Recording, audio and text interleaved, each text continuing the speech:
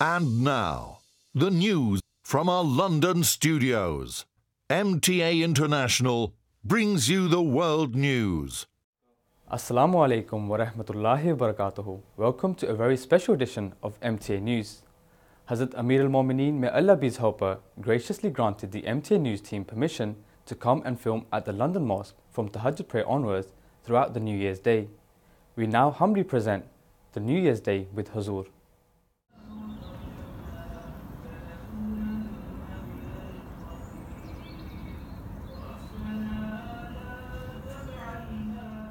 The lights are on at the London Mosque complex for New Year's Day Tahajjud.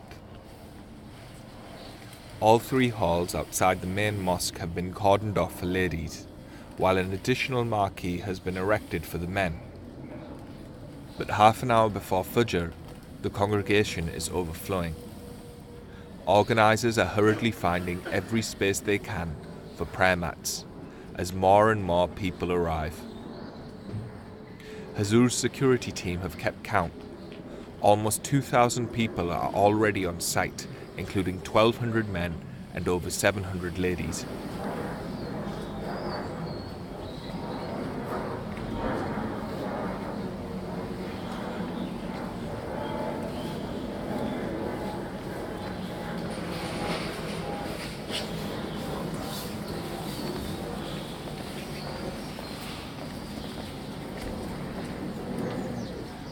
As people stand for the prayers, a few extra spaces become available and some lucky young men are able to move into the mosque.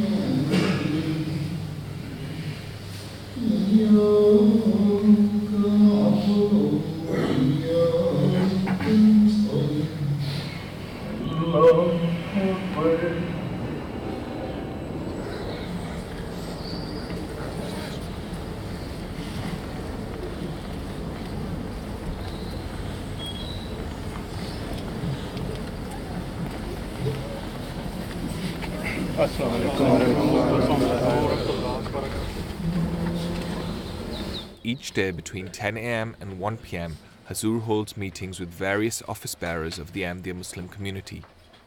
On New Year's morning there are 5 departments scheduled, including Arabic Desk, Tabshir, MTA and Mal.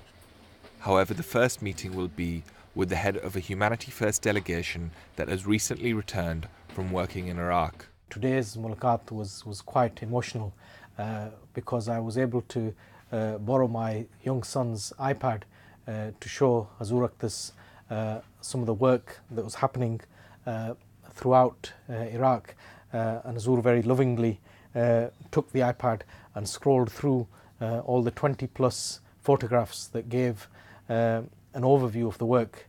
So the iPad now has a complete new meaning to me. Approximately a fortnight ago, Hazur this again in a mulaqat gave some advice. Hazur this alluded to the fact that there's only one human being that was a complete pinnacle of success, which was the Holy Prophet, may peace and blessings of Allah be upon him, and even many prophets could not reach his status. So you can't reach that point, but you should aspire to excel and aim towards high pinnacles in your work. Hazur this also gave some guidance in terms of Humanity First's work across the world, with humanitarian NGOs and international bodies all sort of vying with each other almost to be the first person to plant the flag on the ground.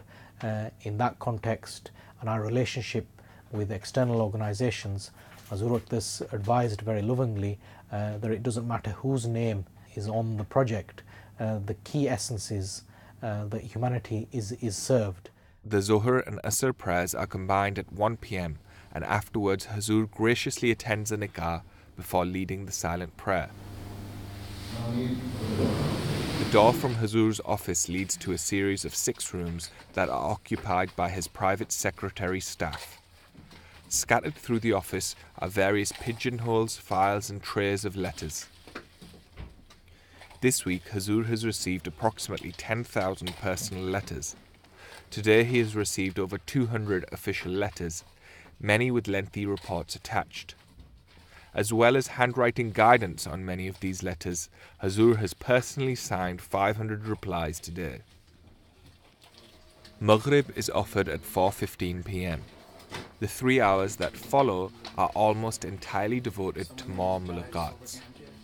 The first of these is with Hazur's press secretary before a further 28 personal and family mulaqats. The first person called to meet Hazur tonight is Azimur Rahman, a grandson of Dr. Abdus Salam, who is currently studying in the field of ecology. He particularly mentioned reforestation efforts to combat global warming. And in particular, he told me to try focusing efforts on reforestation in third world countries, where there's rampant deforestation, habitat loss. It was very reassuring that Hazur gave me a direction to follow. Also among the international guests is Alan Kelly from Ireland, who only converted to Ahmadiyyat 2 weeks ago and has just experienced his very first personal mulaqat. I've seen him. You can see that he's full of knowledge and wisdom, and when he talks to you, he's so kind and gentle and makes sure that you're comfortable in his presence. He doesn't make you feel uncomfortable. He just knows exactly how to communicate with everyone and to make you feel like you're in a natural conversation with such a great, knowledgeable man. First, I wanted to ask, could I request to do bat on his hand, which he said that maybe later on we had a bigger crowd.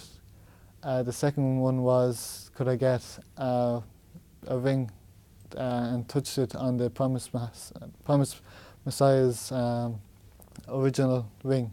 He gave me one ring. He made sure it fitted me properly, and now I'm going to keep it safe with me always. Fawad was sent from the UK to work as a teacher in a Nigerian Ahmadiyya school 6 months ago. He and his family have returned on a short break and are taking the opportunity to meet Hazur. Fawad's family are called towards the end of tonight's meetings and, after 6 months away from the country, are able to make an emotional return to their Khalifa's office. So many miles away from in Nigeria, we missed those times where we could just drive around the corner and come and see him. So it was lovely seeing him, especially on New Year's Day. It's like a blessing for us. He remembers us. I mentioned one more thing to Hazur is, we've had some problems and struggles, and he said, "Go and see struggles." Like, what struggles did you have?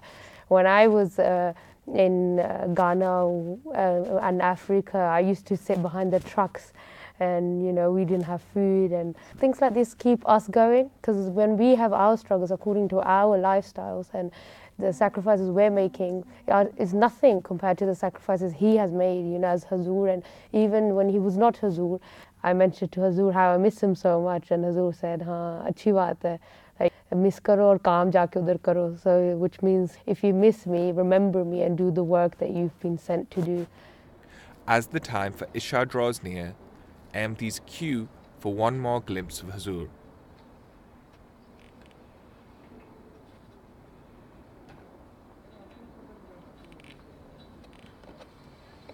Following the prayers, one by one, the private secretary staff return to their homes, until only a single person is left, working at his desk, into the night.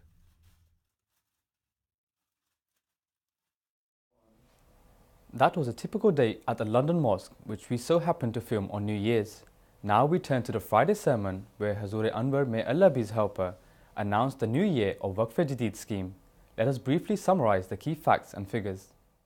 This year, by the grace of Allah the Almighty, the Ahmadiyya Muslim community raised over £9.1 million, which is an increase of £271,000 from last year. Total participants for this year were over 1.7 million, with an increase of over 123,000. The top 10 countries were as follows: Pakistan, UK, Germany, America, Canada, India, Australia, Indonesia, a Jamaat in the Middle East, Ghana, and another Jamaat in the Middle East. Earlier this week, Hazrat Anwar, may Allah be his helper, addressed the concluding session of Jalsa Salana Qadian, where over 18,000 delegates from dozens of countries were present, with thousands more at the London Mosque. He finished with the prayers for the new year, with which we too now bring our program to a close. Until next week, Assalamu alaikum wa rahmatullahi wa barakatuhu. और नए साल का इस्तकबाल भी दरूद और सलाम से करें ताकि हम जल्द अज जल्द उन बरक़ात को हासिल करने वाले हों जो हज़रत सल्लल्लाहु अलैहि वसल्लम की ज़ात से वाबस्ता हैं। अल्लाह ताला हमें इसकी तौफ़ीक़ अता फ़रमाए, हर मुखालिफ से हमें बचाए और उनके शर उन पर उल्टाए।